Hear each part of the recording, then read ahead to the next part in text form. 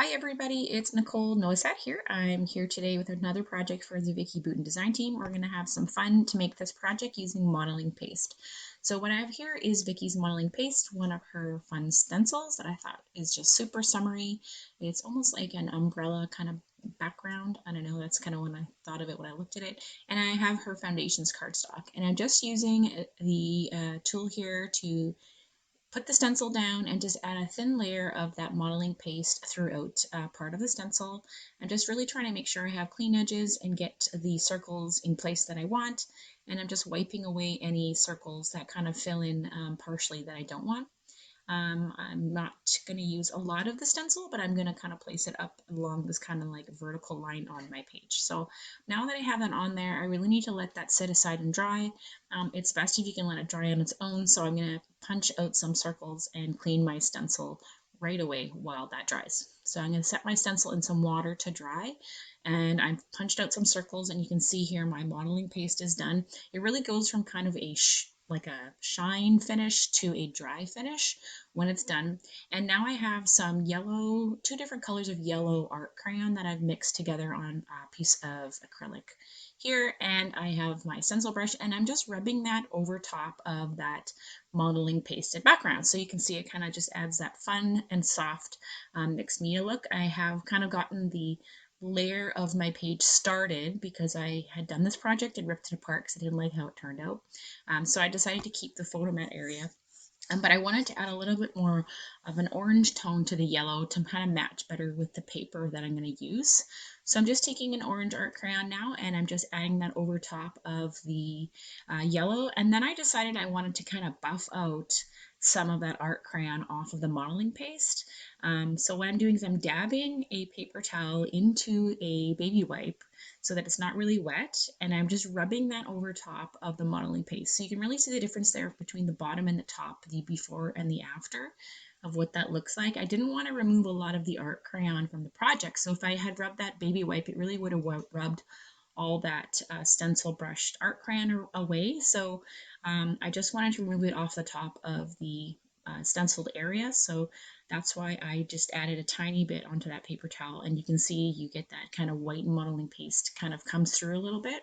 And I'll show you a close-up at the end that shows it a little bit better, just what it looks like. But it really brings out that pattern from the modeling paste. And what I love about the modeling paste is it adds texture. So it's not just flat on the background. You actually get a bit of a raised texture depending on how thick you put it on. So that's kind of why I really love the modeling paste effect. Now I have some green art crayon. I'm going to add a couple different colors together and just add some green droplets because green and kind of the orange color really go well together, just to make it not quite so monochromatic. And I'm going to let that set for a minute.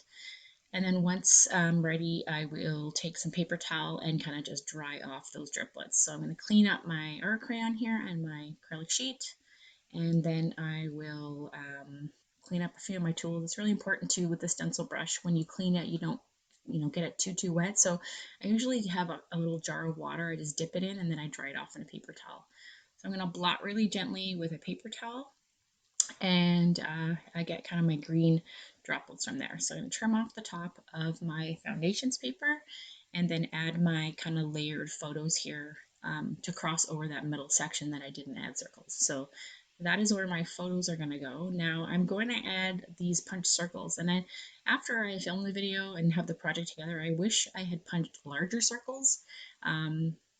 But I don't have a larger punch, so that would have been a problem. But I do wish that I had kind of gone with larger ones to fill in. But my initial thought was I would kind of cover up some of those stenciled circles, but I ended up with a 1.5 and I think it's a 1-inch punch, punching those circles out and just layering them beside the circles to kind of add on to the circled area.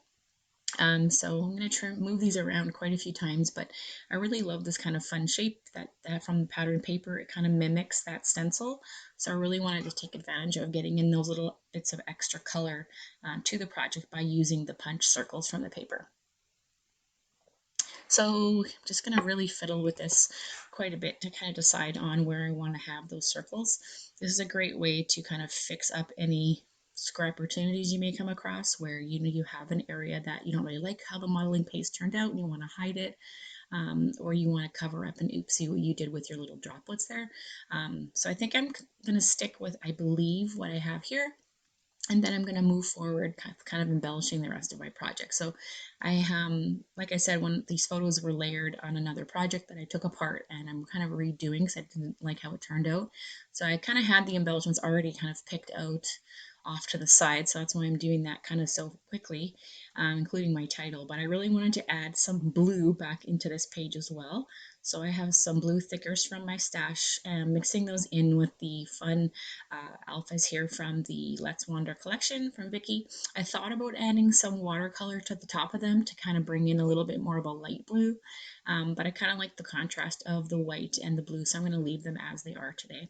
I really like the print on them anyway, so it's not like they're a really plain white thicker. They really have a great texture just on their own.